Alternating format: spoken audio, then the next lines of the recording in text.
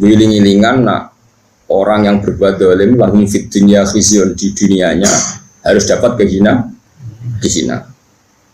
Begitu juga menyangkut lonte, sundel dan sebagainya, copet. Misalnya ada orang jadi lonte karena ini negara modern, demokratis, nggak ada hukumannya, itu urusan hak asasi manusia, apalagi dia tidak punya suami. Oke, itu urusannya. Tapi kemudian delalah tonggo-tonggo ini nyebut lonte, sundel, WTS, terus maling, copet, germo, sing elek-elek lah. Cara wong nganggur ya sampah masyarakat, gento, macam-macam lah.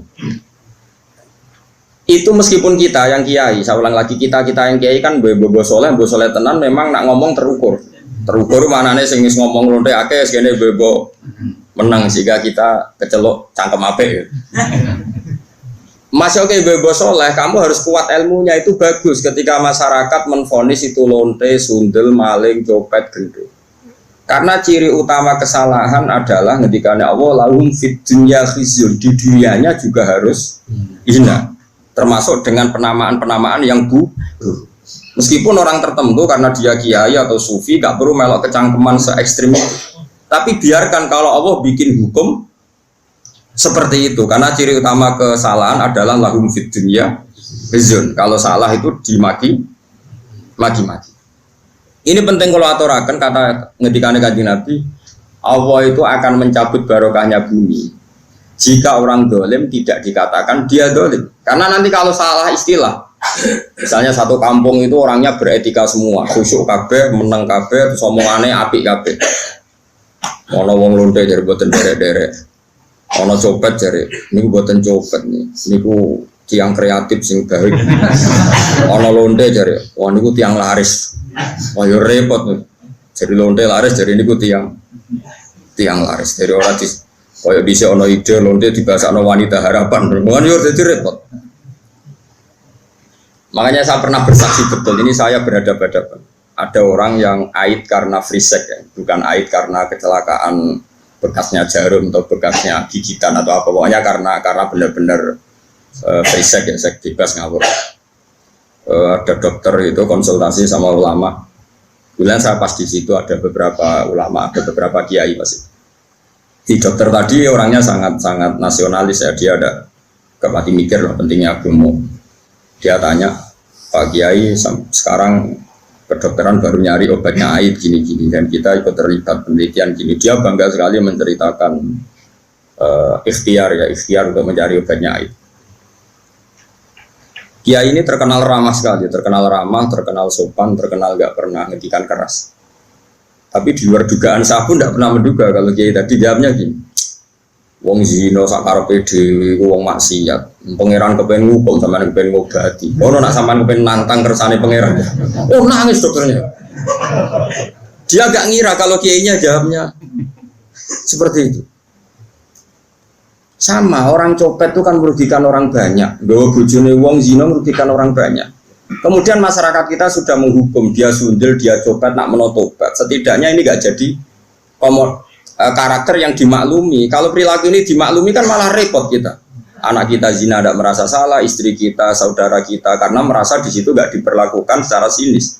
Barokahnya diperlakukan secara sinis kan lumayan, ada ketakutan, paham ya? Nah seperti ini ya biarin Allah bikin hukum lahum fid dunya khizyun, di dunianya pasti ada unsur dina, entah kadarnya gimana itu terserah pangeran.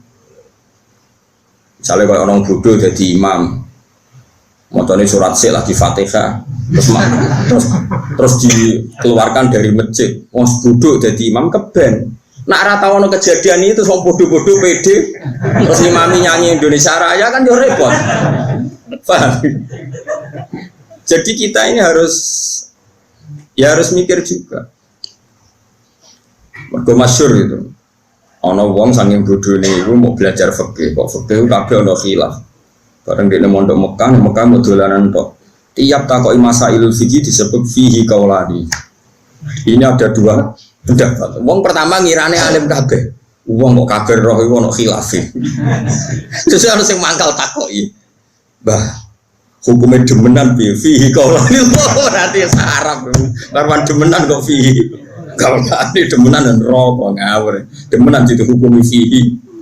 Kaulah. Kode ini aku mau latihan ibu-ibu alim, alim tapi ibu-ibu alim.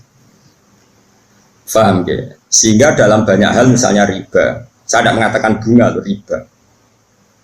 Riba itu dengan bunga itu kadang sama, kadang enggak. Pokoknya riba. Allah jelas ngendikan, jika kamu tidak meninggalkan riba, maka fa'dzanu biharbin minallahi wa rasulih. Kamu harus beri pengumuman kalau orang yang riba itu sama dengan memusuhi Allah dan Rasul dan menantang perang. Dari fa'dzanu biharbin minallahi wa rasulih. Harus jelas. Paham ya? Terus kalau suwon kayak ngerasani itu hukumnya haram. Tapi Allah ila yaumil qiyamah apa gawe wong ngrasani itu banyak. Mergo nek gak ono ngrasani iku wong maksiat ku yo penak, ora ono pengadilan sosial. Ora ono pengadilan apa? Sosial. Tapi nek ono sing ngrasani kan ini jadi kontrol. Ya jadi apa? Enggak, misalnya no hamil di luar nikah, ini produk gagal nih. Kenapa rabi ke susu? Lah kena kan? Jadi akhirnya satu keluarga malu, terus mereka yang belum kena di komitmen jangan kena supaya tidak malu di depan masyarakat. Ini barokah sekali pengadilan-pengadilan seperti ini. Nah, untuk yang kiai, yang imam masjid, sering kecelok khusyuk, tokoh masyarakat, mereka itu gelar tokoh rujukan. Ya kudu ibu cangkem ape, si ibu tapi kejo tenanan. Kamu harus tetap membiarkan cangkem-cangkem elek ini berkeliaran karena ini pengontrol, apa? Tapi gue mau kiai kecelok serbana, jumatan minyakan terus. Kanjur apa antas melok cangkem elek. Si ibu khusyuk, ibu anteng.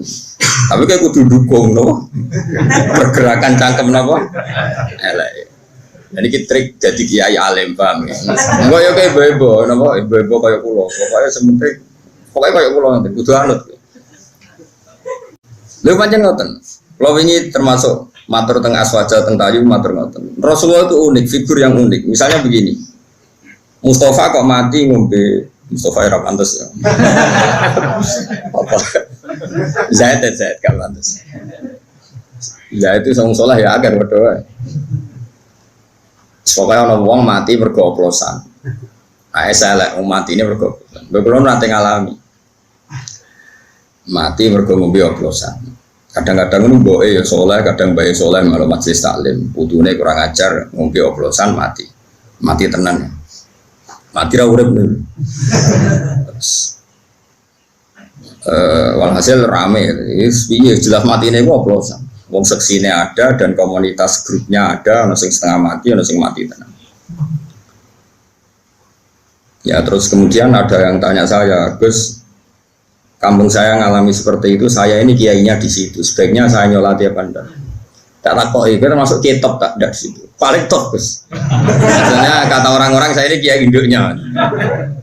Segini aja, satpam-satpam itu atau wong petani biasa itu konsolat itu 5 tanam gue syarat sing gue rasul ya sing gue rasul kayak ketok nopo begini logikanya begini ini rumah tenan awas nak salah rokok janazatu muslim ini saya ngomong di depan para kiai ini penting saya aturkan bukan karena saya sombong ciri khas kebenaran fikih adalah diomongkan di depan banyak kemudian dikontrol ahlul ilm.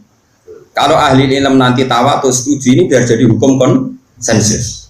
Kalau enggak biar dibatalkan bahwa Gus Pak kemarin sesat menyesatkan biar dibatalkan oleh kiai-kiai.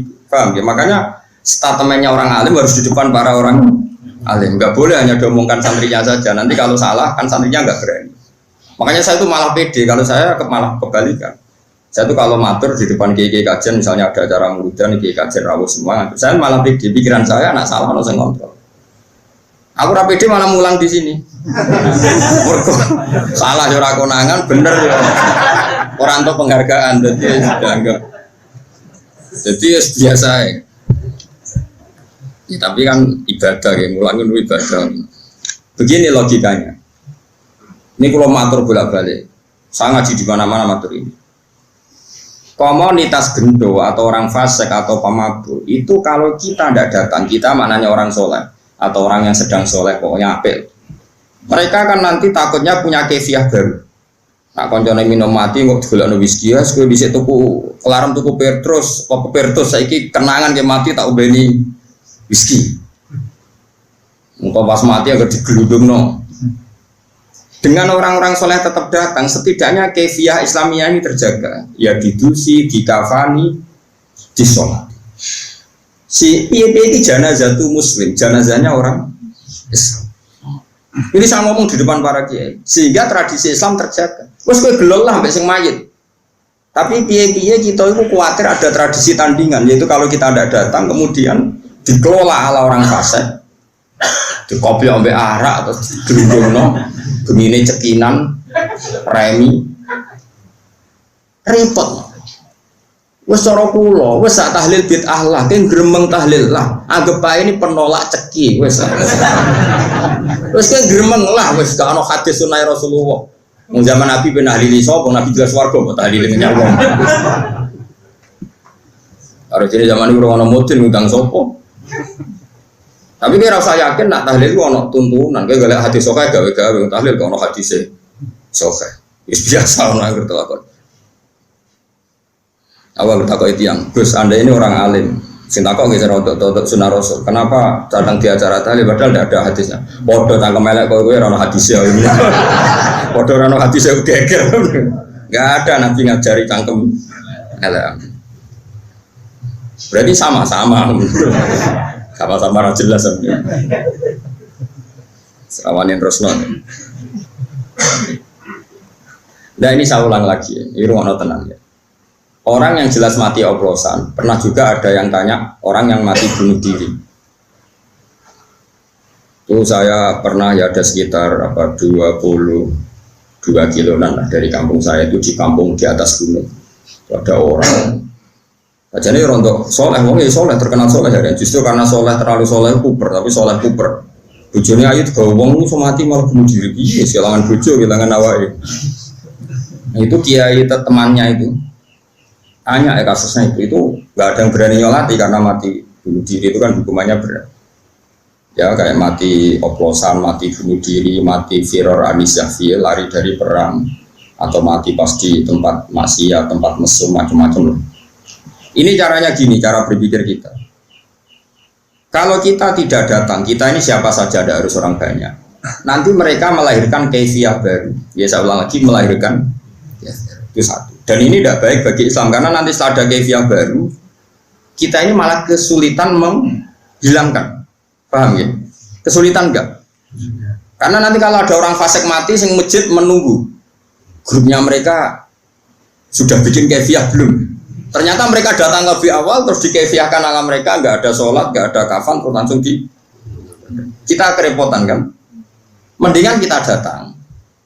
Dan alhamdulillah tadi saya contohkan rata-rata mbahnya itu ya orang soleh atau keluarganya atau RT-nya, sehingga karena mereka soleh ini kayak sepakat masih faseklah diperlakukan sebagai janazah itu muslim. Kadang baik nangis-nangis yang kiai putu pulo Gus, putu pulo yai jenengan dongakno di sepuro nyen kelakuane pun ngoten macam-macam. Nah, dalam tradisi Rasulullah dulu ketika Abdul bin Ubay mati karena anaknya santri, nyatanya Rasulullah datang karena menghormati keluarga. Ada roh nak kelakuannya Abdul bin Ubay itu kayak seperti itu. Anggap saja kamu menghormati keluarga. Dua, menghormati kefiah Islamiyah, yaitu kefiah Islam yang tadi. Karena kalau ada kefiah baru kamu yang repot. Lu kalau nanti ngelakoni ini nyata. Di kampung sebelah saya itu terkenal wongnya itu tukang nanggap dangdut sembrotor-brotor macam-macam. Nah itu orangnya itu kultus sama saya. Tapi ya kultusnya wong abangan. Gus, sesuk anak kula nikah, jenengan sing akad to. Ya jam 9 Mungkin ngampun tenan jam 2 wonten dangdutan. Lah terus piye? Jenengan teko sing akad mari yo. Ya tenang ya. Wah itu termasuk sisi kontroversi saya karena orang-orang itu. Iya Gus, sekarang wonge maksiat dia kok gelem teko. Makanya saya ini diuntungkan terkenal ngalim, wong kan sungkan mau gremeng tok rawani, jadi penting terkenal alim penting, paling gak wong nyoalim apa gremeng ngono. Karena pikiran kita sederhana, kalau kefiatun nikah orang alim tidak mau datang, lalu mereka kalau bikin kefiah baru juga kita kesulitan. Setidaknya dengan mereka masih butuh orang alim, ada kefiah sing mujma' alaih, yaitu cara mati mayit oplosan lah ya didusi, dikafani, disolati, dipendem. Saya sebut satu-satu ya, didusi, dikafani, disolati, dipendem. Kefiah nikah ya dinekahno waline utawa wakile dengan 2 saksi. Wes. Sekarang kalau kita tidak datang, lalu mereka bikin kefiah. Makanya saya anggap kita datang ini fardu kifayah, datang saja. Nah, tapi jangan kitopnya. Nanti kalau kitopnya datang semua, punya pikiran begini semua, lalu bedanya yang sholah be fasik. Semua mati oplosan sing teko yo wae, sing imami misalnya PBNU, BPP Muhammadiyah. Engko sing mati wong soleh karena tokoh sing teko yo. Terus famal farku bena, napa bena kan ya lucu. Makanya ini uniknya Rasulullah, ada seorang fasik karena punya utang gak nyaur. Nabi datang. Nabi tanya, apakah mayit ini punya utang? Ya Rasulullah. Nabi langsung balik kanan, nggak mau nyolati. Saya tidak mau nyolati orang yang punya utang. Nanti kayak bejo orang menangi Nabi. Waduh orang bakal Nabi nyolati umatnya zaman akhir. Karena kabeh duwe utang. BPKB ini tonggo bisa. Mau utang sih ngaku BPKB ini tonggo. Iya gitu. Oh, itu mau orang dinar itu saat dinar mau 4,2 gram. Tahu tak itu sekitar 1.600.000. Itu Nabi pun purun, betul purun. Saya gila. Utangnya berapa? Ono 4 juta. Niki nanti kalau tanglet utangnya 4 juta. Serah gelem nanti. Pulau mau di atas 10 juta, tapi orang langkai orang pulau. Tapi kan aset pulau 1 juta, mau jadi. Itu 4 juta aset itu. Ini wes Nabi gak nyesel. Itu masyhur, Nabi itu gak mau nyolati. Tapi sebelum Nabi tidak mau nyolati, Nabi ngendikan gini, itu masyhur di hati-hati. Sallu ala sohibikum. Aku ranyolatillah, tapi gue itu tetap. Ya. Sehingga kata Imam Nawawi dalam Syarah Sahih Muslim mengatakan, jika ada orang fasik meninggal, maka sebaiknya kitopnya itu gak usah ikut nyolati. Taruh saja orang kan sepakat lah, misalnya di kawasan Rembang Mbah Mun, di Hajen misalnya dulu Badullah, di Kudus misalnya dulu sepakat orang Barwan. Ini kan kayak kitop yang mujmalah. Ini sebaiknya tidak usah nyolati, karena ini nanti jadi ukuran. Ternyata fasik lah ya disolati wong top. Ya saya nyolati cukup ya Kak Mustafa, terus teko be kukur terus salate rapati fase. Pokoknya sementing ono salat. Piye dengan ada salat ini berarti ada keberlangsungan tradisi Islam dalam mengelola jenazah. Paham ya? Terus kalau ngangkat kamu artisnya dari itu sudah teko mesti delok. Tapi piye-piye sing ngangkatno kiai, lah misal kiai ra teko terus diangkatno penyanyi-penyanyi dangdut malah karo-karoan. Yes, pokoknya niati dengan kita datang berarti kaifiahnya ala kaifiah Islam. Ini penting kolator, no. Ben kowe ora terlalu garis lurus ya aja garis bingkong. Maksudnya ngerti duduk perkara hukum itu. Ya, jadi ini penting kolatorakan. Penting sekali ya. Jadi itu kaifiah yang dilakukan para ulama dulu. Ya, sallu ala sahibikum jare dawuh Nabi, senajan to aku ra nyolati tapi itu kudu tetep. Dah itu berhenti saja. Suatu saat ada kejadian lagi sahabat yang punya utang mati. Nabi rawuh juga. Ketika diberitahu kalau orang ini punya utang, Nabi tidak kersa nyolati. Terus kota ada ini sahabat bilang, ya Rasulullah, utangnya mayit ini aku yang nanggung sehingga mayit ini sudah tidak punya utang lagi. Terus Nabi kersa nyolati.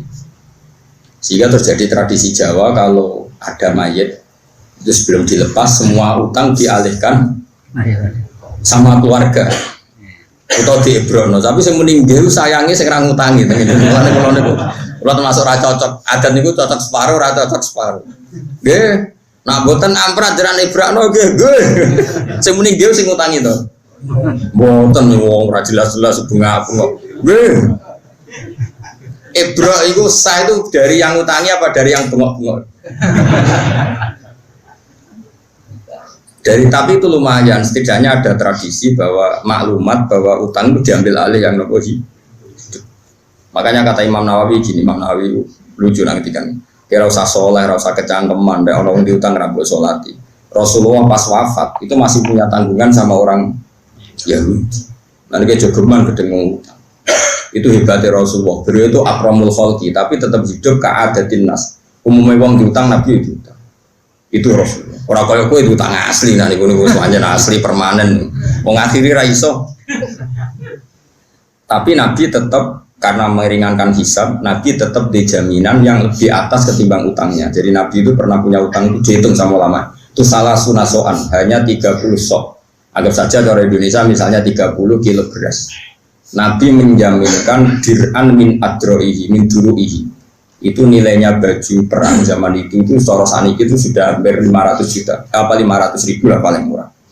Berarti kan itu berlipat-lipat dari, artinya kalau kamu punya utang, memang sebaiknya jaminan ini di atas yang kamu utangi, sehingga nyari ridhonya yang utangi itu lebih tinggi.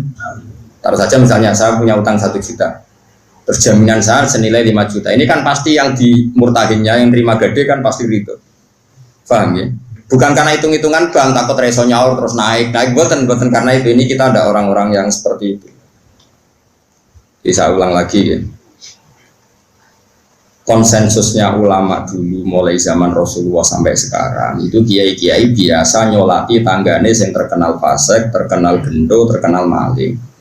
Tapi sebaiknya kalau mungkin kiai topnya ini tidak usah nopo datang.